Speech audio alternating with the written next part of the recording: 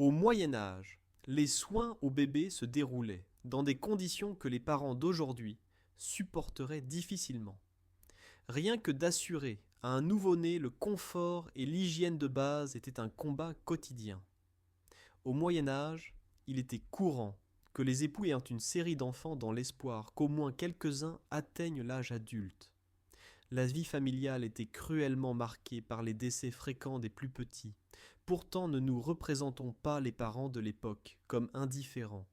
Au contraire, même au Moyen Âge, ils aimaient leur progéniture et souffraient quand elle était malade ou pleurait. Seulement, les possibilités de l'aider étaient limitées. À la place des médicaments modernes et des astuces hygiéniques, ils comptaient davantage sur la foi que Dieu et les saints les protégeraient. Des amulettes protectrices pendaient au-dessus du berceau.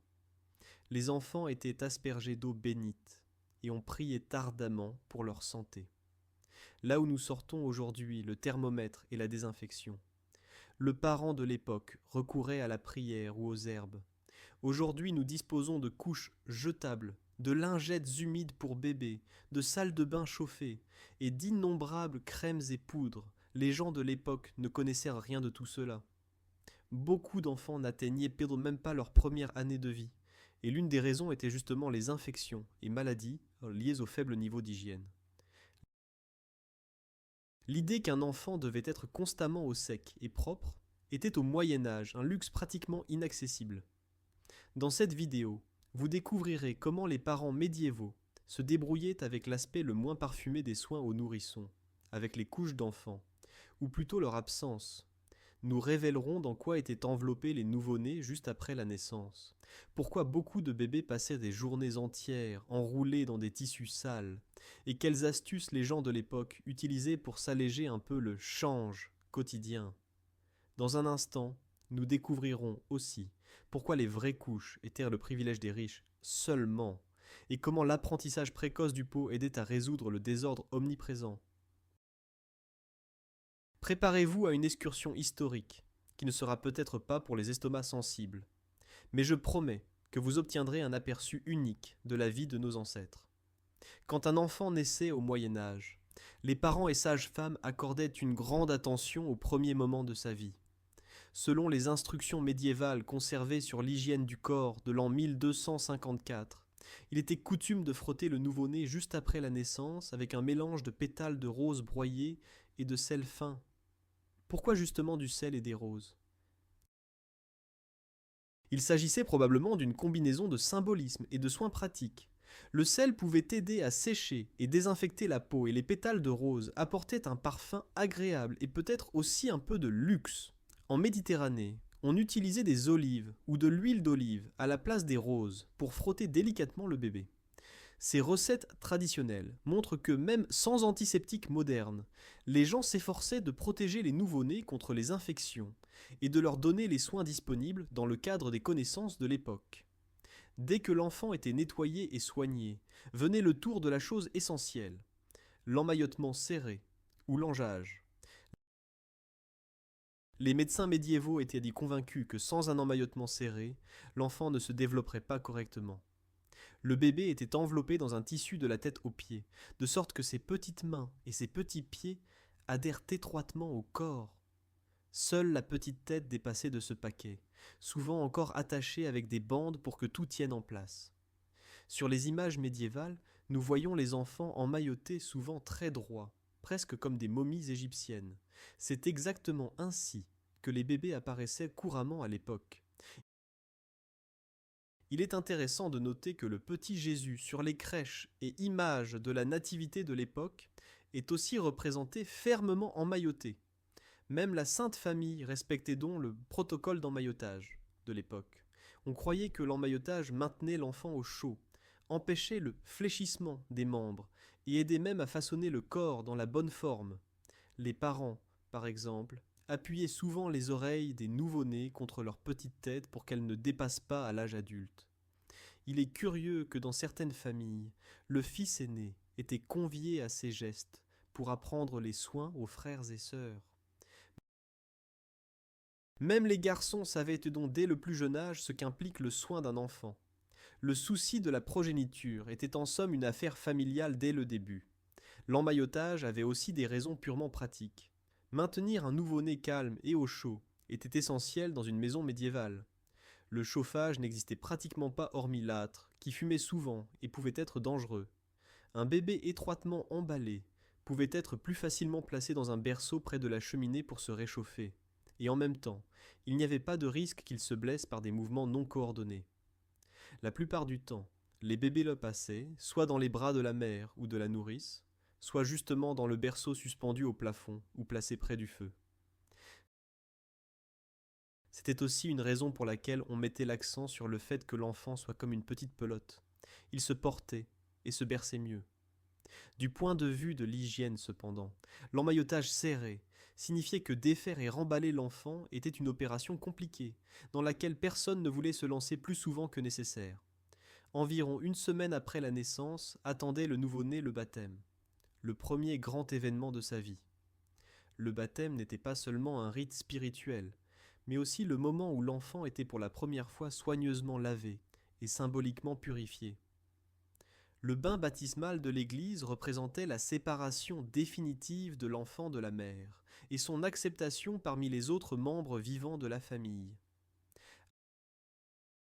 Après le baptême, on traitait souvent le bébé, déjà un peu plus librement. Quelque part, c'est alors seulement que finissait le port constant et qu'on commençait à coucher l'enfant dans le berceau. Car on croyait que l'enfant baptisé était mieux protégé contre les forces maléfiques comme contre les maladies. Et que se cachait-il à l'intérieur de ces langes? C'est là qu'était censé être caché théoriquement une quelconque forme de couche. Dans un instant, nous nous dirons comment ne fonctionnait pas le change à l'intérieur de l'emmaillotage et ce qui se passait quand le bébé faisait ses besoins. Vous serez peut-être surpris d'apprendre que la plupart des bébés médiévaux n'avaient pas du tout de couche classique. Quand nous imaginons une couche en tissu moderne ou jetable, rien de tel n'existait dans un foyer médiéval ordinaire. Le bébé était soit nu, soit juste légèrement vêtu, ou justement fermement emmailloté dans un tissu, et les parents attendaient simplement qu'il fasse ce qu'il avait besoin de faire, puis ils le lavaient. Surtout chez les couches les plus pauvres. Il était courant de laisser l'enfant simplement nu sur un support mou ou sur de la paille. La couche, dans un tel cas, était la terre ou le sol, qu'il était possible de nettoyer ensuite. Les sources historiques se taisent à ce sujet. Mais imaginons une mère paysanne qui pose un nourrisson nu sur l'herbe à côté du champ pendant qu'elle travaille. L'enfant se vide sur le sol, et maman le lave ensuite avec un peu d'eau, si elle en dispose. C'était plus simple que de gaspiller un tissu précieux que l'enfant aurait de toute façon immédiatement souillé. Dans le foyer, on posait souvent les bébés sur un berceau rembourré ou un lit garni de foin ou de chiffon, qui absorbèrent dans l'urine. Ce qu'accomplit aujourd'hui la couche. Les matériaux improvisés devaient alors s'en charger. Si l'enfant n'était justement pas emmailloté, les parents le laissaient reposer librement, par exemple sur un drap de lin, et dès qu'apparaissait un accident, ils lavaient et séchèrent plutôt le support qu'une quelconque couche directement sur le corps de l'enfant. Il n'est pas étonnant que les foyers sentaient l'urine et la fumée, mais c'était dans le monde de l'époque une odeur omniprésente.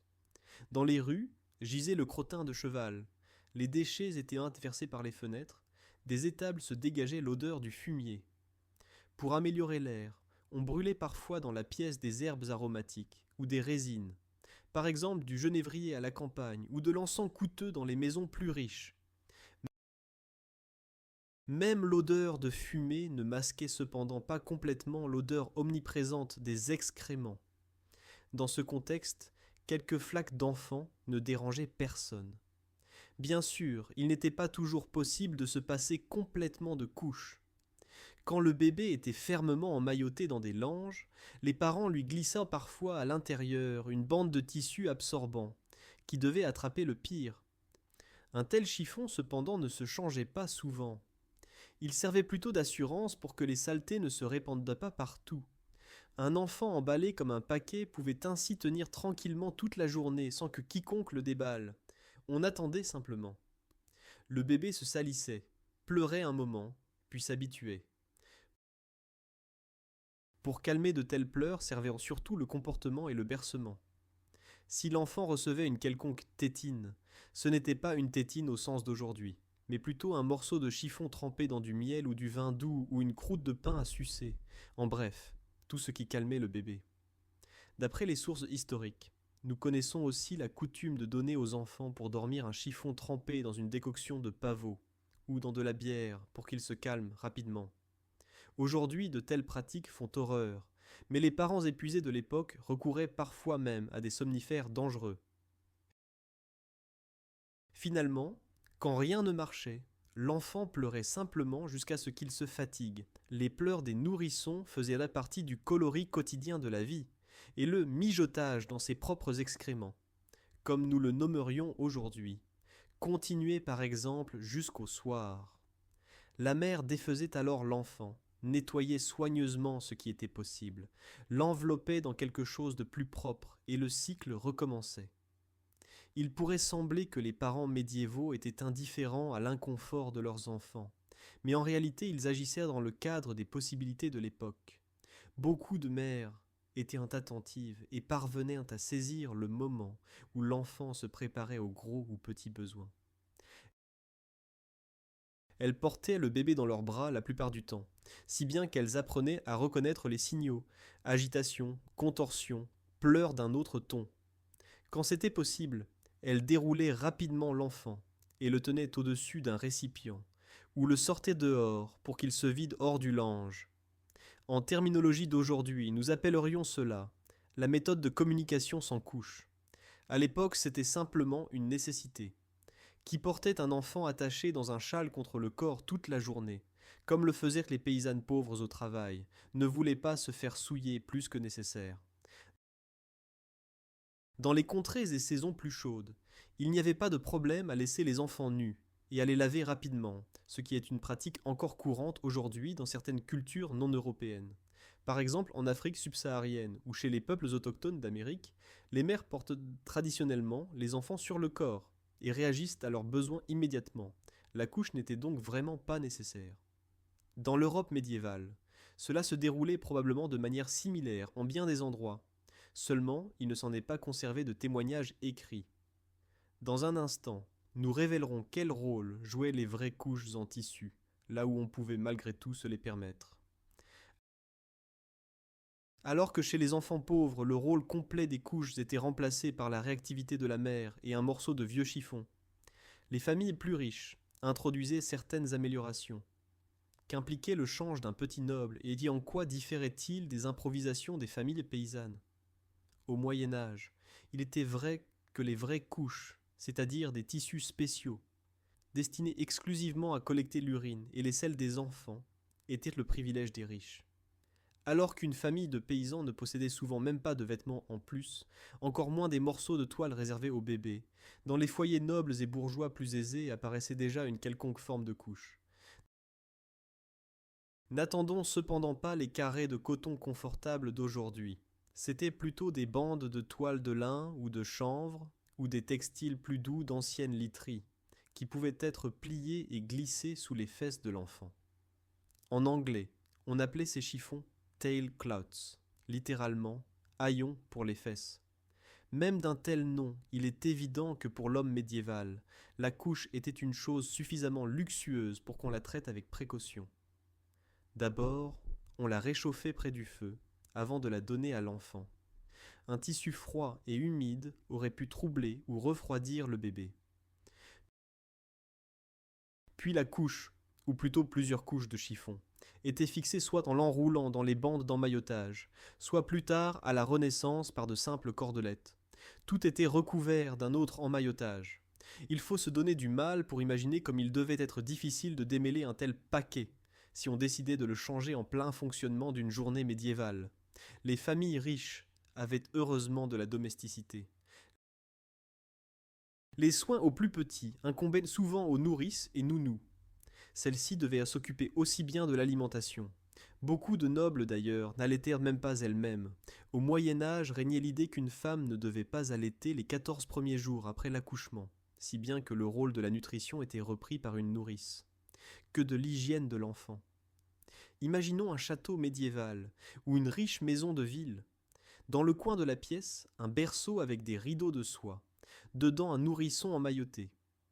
Quand nous sentons l'odeur typique, nous appelons la nourrice d'enfant. Celle-ci a à portée de main un seau avec de l'eau, des serviettes de toile et un coffre avec des couches propres. Elle déballe prudemment les langes pour ne pas réveiller le petit prince. Si le tissu est humide, elle l'échange contre un sec, essuie le bébé avec une éponge douce trempée dans l'eau tiède avec un mélange d'herbes parfumées ou de vin. C'était à l'époque le summum du confort hygiénique. Elle ne jette pas la couche sale. Un tel morceau de toile fine coûtait une fortune. Au lieu de cela, elle la met à tremper et la confie plus tard aux lavandières pour le lavage. Oui, le lavage des couches était assuré dans les familles riches, souvent par des servantes spéciales, des lavandières ou directement des nourrices de couches désignées.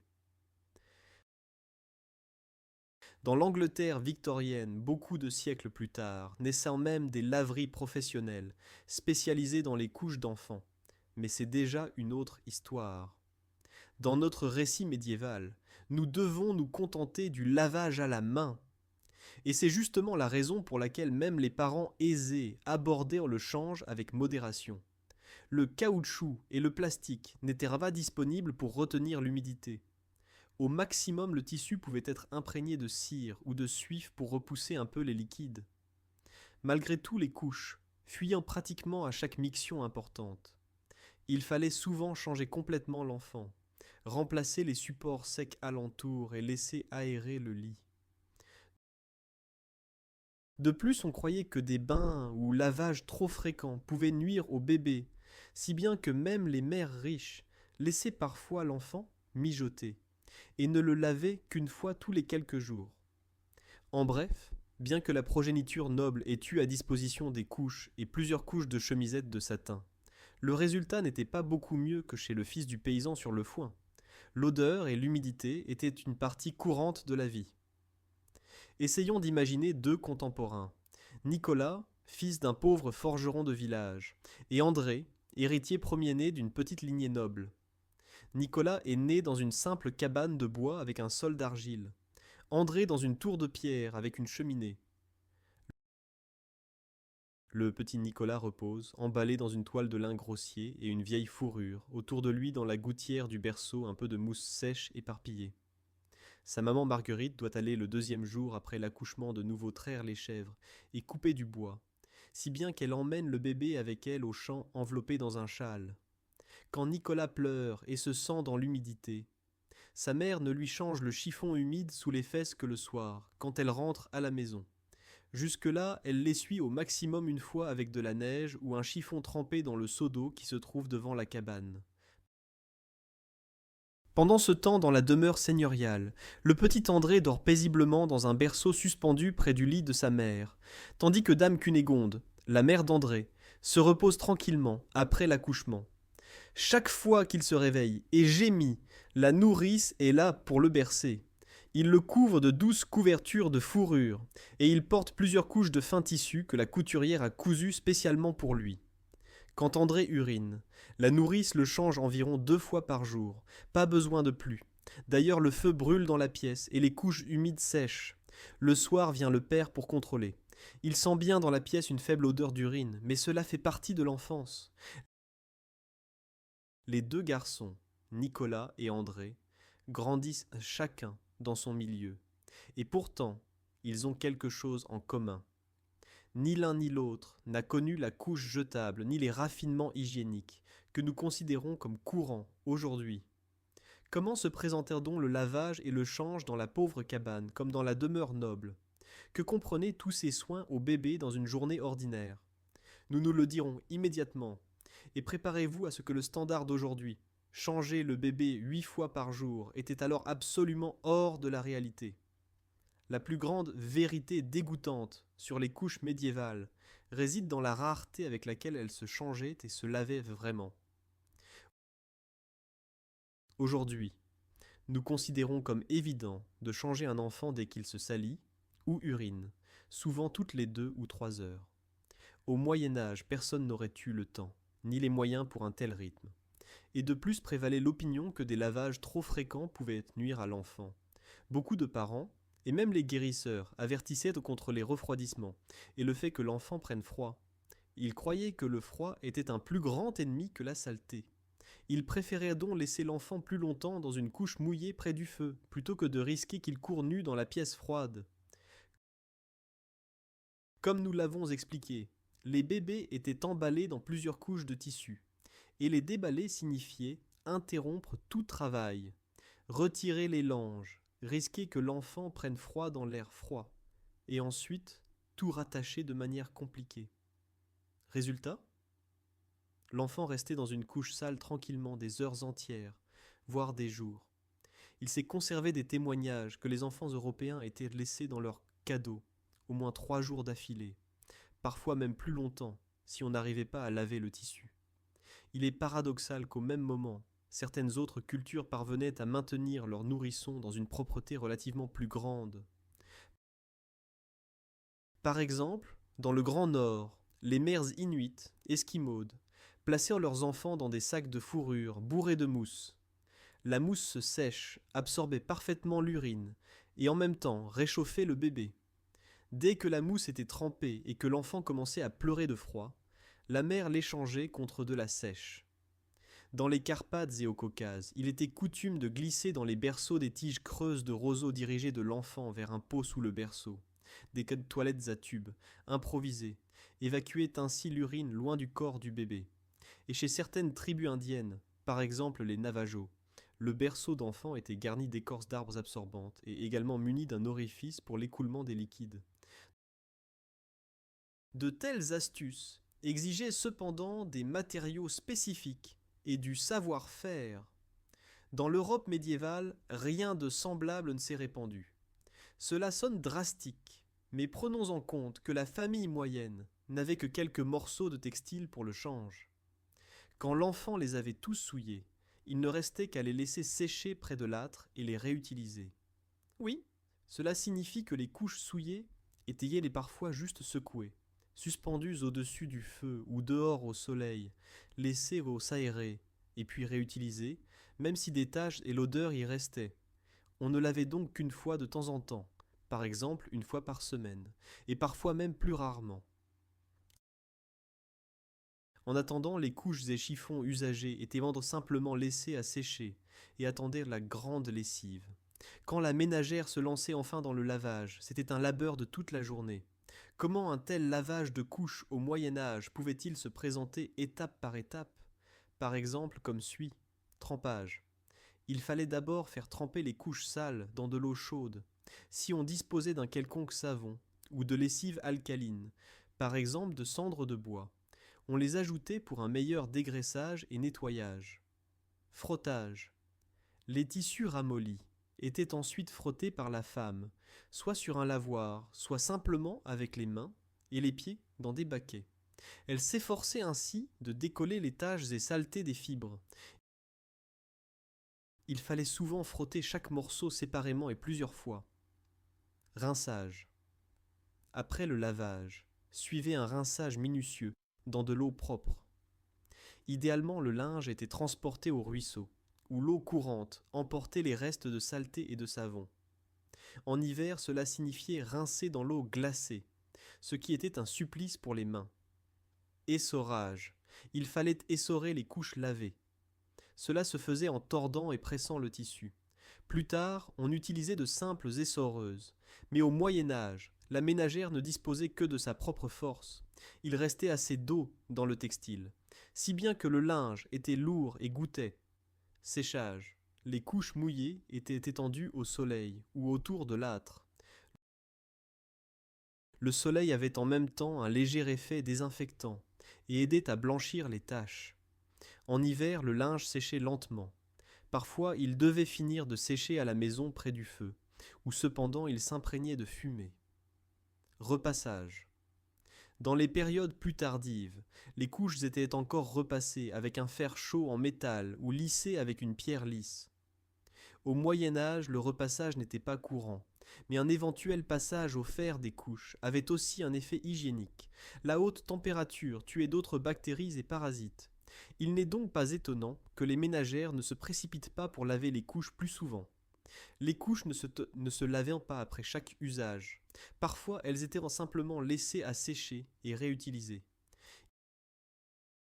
Il n'est donc pas étonnant que les parents apprennent à leurs enfants le pot à un âge relativement bas, car l'odeur et les problèmes de santé des couches non lavées devaient être considérables. Mais il n'est pas étonnant que les ménagères ne se précipitent pas trop pour laver fréquemment. Laver au ruisseau ou à la maison au lavoir n'était pas du miel, et même avec l'arrivée des premières machines à laver, dans les siècles ultérieurs, c'était encore un travail exigeant en temps, physiquement et spatialement. Certains d'entre nous se souviennent peut-être encore de l'époque de nos arrière-grand-mères, faire bouillir le linge dans une marmite et rincer dans une bassine. Au Moyen Âge, c'était encore plus exigeant. Les excréments dans le foyer en eux-mêmes n'étaient pas considérés comme quelque chose de spécial. Les matières solides offertes étaient simplement ramassées avec une pelle et emportées au fumier, où les cochons de l'étable les consommaient. C'était pire avec la partie liquide. Il existait heureusement une astuce simple et relativement répandue: saupoudrer les excréments de cendre et les laisser absorber. La cendre fonctionnait comme une désinfection naturelle et un absorbeur d'odeur. En même temps, elle pouvait être facilement balayée ou secouée. Certaines sources du XVIIe siècle mentionnent qu'une poignée de cendre dans le berceau ou sur le sol sous l'enfant parvenait à alléger significativement le nettoyage. On peut supposer que les gens utilisaient une méthode similaire déjà plus tôt, seulement ils n'écrivaient pas à ce sujet. Après tout, la cendre était à portée de main dans chaque maison, avec un foyer, et ses propriétés absorbantes étaient connues déjà des anciens Romains. Et que dire des petites fesses d'enfants souffrant dans les couches mouillées? Comme il a déjà été dit, les bains fréquents n'étaient pas coutume. Mais quand l'enfant était déballé après plusieurs jours, l'attendait habituellement au moins un rituel de nettoyage provisoire. La mère ou nourrice lavait délicatement la peau avec un chiffon trempé dans l'eau tiède. Parfois, elles y ajoutaient une décoction d'herbes, par exemple de camomille ou d'achillée, si elles en avaient sous la main, parce que ces plantes sont connues pour leurs effets apaisants sur la peau irritée. L'huile d'olive, le beurre ou la graisse pouvaient aussi servir à graisser et protéger la peau contre de nouvelles irritations, de manière similaire à l'usage actuel de crème contre les érythèmes fessiers. Bien sûr, si l'enfant avait sur les fesses des plaies ouvertes ou une éruption, le traitement était limité. On pouvait appliquer des compresses d'herbe, ou on comptait sur un bain d'air, laisser l'enfant libre un moment pour que la peau sèche et puisse guérir. Seulement l'air dans les constructions de pierre froide était aussi plein de bactéries, et ainsi les petites plaies s'infectaient facilement. La médecine d'aujourd'hui dit clairement qu'une hygiène insuffisante peut mener à des infections urinaires, des diarrhées ou même des maladies plus graves. Au Moyen Âge, malheureusement, de telles maladies finissaient souvent fatalement. On estime que même à cause de facteurs hygiéniques, la mortalité infantile était très élevée. Elle pouvait atteindre même un quart de tous les enfants nés dans la première année de vie. Les petites créatures, affaiblies peut-être déjà par le fait que la mère n'avait pas assez de lait ou de nourriture, n'avaient alors pas de chance à cause d'une peau enflammée ou de diarrhée. Il est triste qu'une chose si banale, comme le change et le lavage à temps, était alors une tâche absolument pas banale. Après tout cela, il ne surprend probablement pas que les parents étaient motivés à sortir l'enfant des couches le plus tôt possible. Dès que la progéniture grandissait un peu, arrivait le temps de lui apprendre le pot ou l'écart. Pour des raisons pratiques, les parents médiévaux s'efforcèrent de débarrasser l'enfant des couches le plus tôt possible. Alors qu'aujourd'hui, on débat s'il est éducatif d'asseoir un tout petit sur le pot déjà à 1 an, ou seulement à 2 ans. Au Moyen Âge, une telle discussion aurait semblé absurde. Dès que l'enfant parvenait à s'asseoir et marcher, il devait apprendre à faire ses besoins hors du textile. L'âge exact différait selon les cas, mais les allusions indirectes et la logique de la chose suggèrent qu'autour d'1 an à 1 an et demi, beaucoup d'enfants utilisaient déjà au moins partiellement une quelconque forme de toilette.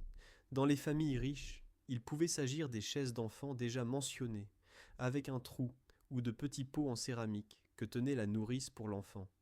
Ces petits pots, cependant, ressemblait souvent plutôt à un bol ou pot ordinaire, nous chercherions en vain une miniature du pot moderne. La nourrice ou mère installait simplement l'enfant à intervalles réguliers au-dessus d'un récipient, ou dehors dans la cour, surtout après le repas ou au réveil, quand on pouvait deviner que quelque chose allait venir.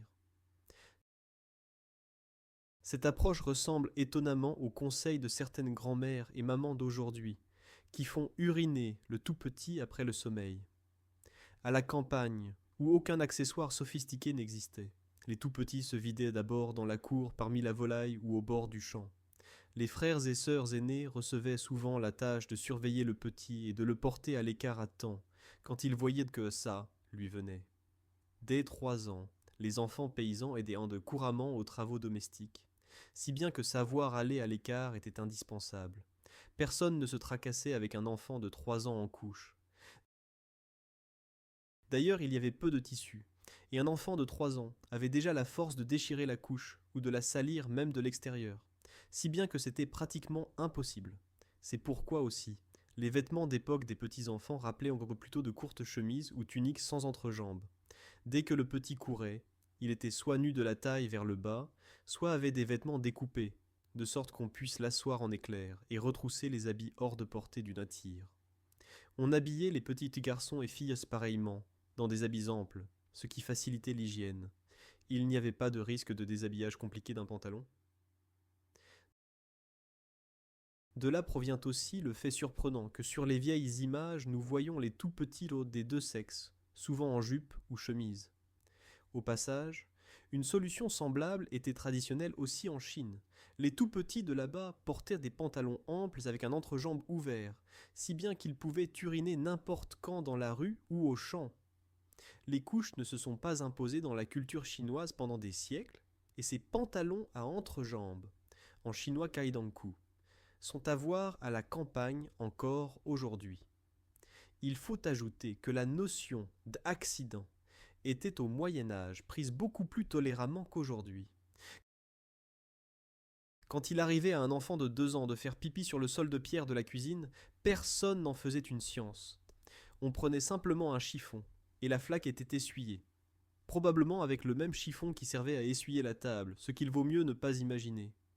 Les enfants faisaient partie du cycle du foyer, et leur éducation à la propreté se déroulait sans tableau, ni psychologue pour enfants, mais avec un regard pratique. Moins de couches signifiait moins de travail, et une plus grande chance que le linge ait le temps d'être vraiment lavé un jour. C'est pourquoi, dès que l'enfant comprenait les instructions de base, il recevait une tâche simple, uriner là-bas derrière la grange, et quand il y parvenait, tout le monde était content. Bien sûr, toutes les familles n'étaient pas également soigneuses. Certaines laissaient peut-être les enfants en couche plus longtemps par commodité, d'autres les sevraient des couches dès 1 an. Globalement, cependant, on peut dire que les tout-petits médiévaux étaient menés à la propreté plutôt que ceux d'aujourd'hui. Les raisons n'étaient pas tant dans l'éducation éclairée que plutôt dans cette nécessité. Personne ne tenait à l'odeur et au travail supplémentaire. Et franchement, dans une communauté où tous vivaient à l'étroit dans une pièce, un enfant de 3 ans encore en couche aurait été un supplice pour tous alentour.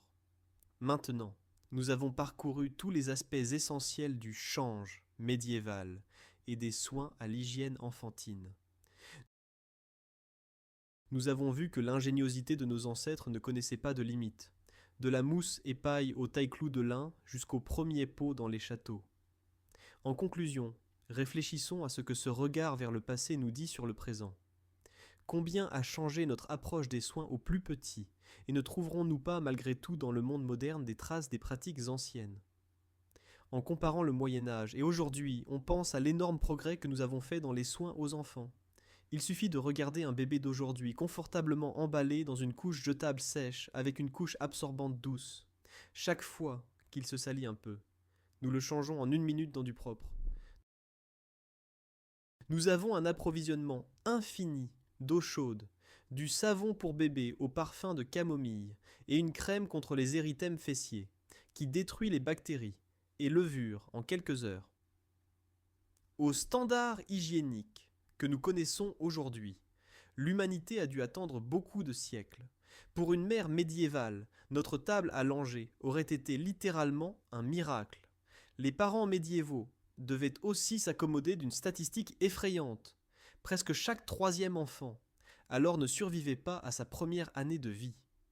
Aujourd'hui, la mortalité infantile dans les pays développés est sous 1%. Cela aussi témoigne de l'importance du progrès en hygiène, médecine et nutrition. Cela ne signifie pas que nous devions lever le nez sur nos ancêtres, bien qu'eux-mêmes le faisaient peut-être à cause de l'odeur les uns sur les autres. Les gens de l'époque faisaient ce qu'ils pouvaient, et il est intéressant que certains de leurs procédés reviennent sous une certaine forme. Par exemple, le concept moderne de méthode de communication sans couche, où les parents observent dès la naissance les signaux du bébé et le font uriner et déféquer sans couche, n'est en fait qu'un procédé ancestral de culture très ancienne emballé scientifiquement. De plus en plus de parents aujourd'hui essaient de laisser les enfants libres, parfois sans couche, de leur apprendre le pot tranquillement dès 6 mois et de minimiser ainsi les érythèmes fessiers, comme les déchets. Oui, les déchets, c'est un autre prolongement. Le Moyen-Âge souffrait certes d'odeurs et de maladies, mais ne souffrait décidément pas d'accumulation de couches en plastique dans les décharges. Toutes les couches de l'époque étaient naturelles et décomposables. Lin, laine, chanvre, herbe, mousse, feuilles. Par ironie du sort, nous sommes aujourd'hui si anxieux sur la propreté que nous avons inondé la planète de tonnes de couches jetables. Pour cette raison aussi, beaucoup reviennent ces dernières années aux couches en tissu, mais sous une forme beaucoup plus parfaite. Les couches en tissu modernes sont minces, absorbent bien, se lavent hygiéniquement à haute température et se réutilisent des centaines de fois. Nos arrière-grand-mères, et ne parlons pas des ancêtres au Moyen-Âge, secouraient probablement juste la tête incrédule si elles voyaient comme les couches sont aujourd'hui confortables et efficaces. Bien qu'aujourd'hui les bébés soient dans un confort inouï, les parents se plaignent parfois que les soins à si petits enfants sont exigeants. Il ne nuit peut-être pas de se rappeler comment c'était quand n'existaient pas les machines à laver, jetables, ni lingettes humides. Quand la mère devait travailler 8 heures par jour au champ, avec l'enfant attaché sur le dos, et le soir l'attendait le lavage de chiffons taché au ruisseau. L'histoire nous apprend à apprécier les évidences apparentes, justement cette couche propre et l'eau chaude. En même temps, elle peut éveiller en nous l'admiration pour la façon dont nos grands-mères et arrière-grands-pères parvenaient avec un minimum de ressources à élever les générations suivantes. C'était certes un combat pour la survie plein de désagréments nécessaires, mais l'humanité y est parvenue. Aujourd'hui, les soins à l'enfant sont une science et un business. Au Moyen Âge, c'était simplement une partie de la vie, qui coulait au rythme de la nature et des traditions. Quand nous regardons donc parfois un tout petit espiègle courant dans le jardin et chassant les bulles de savon, nous pouvons nous rappeler qu'il y a des centaines d'années, le même enfant aurait couru dans la cour peut-être nu, avec des traces de suie, et un sourire aussi sincère qu'aujourd'hui. Et sur cela, rien n'a changé. Merci pour votre attention. J'espère que vous avez tenu avec moi jusqu'à la fin de ce récit pas complètement parfumé et que ce regard dans l'histoire des couches vous a intéressé. Si la vidéo vous a plu et que vous avez appris quelque chose de nouveau, je serai content que vous lui donniez un like et la partagiez avec vos amis. Bientôt, nous nous retrouverons autour d'un autre sujet intéressant de l'histoire. D'ici là, je souhaite une bonne santé à vous et à vos plus petits. À bientôt la prochaine fois.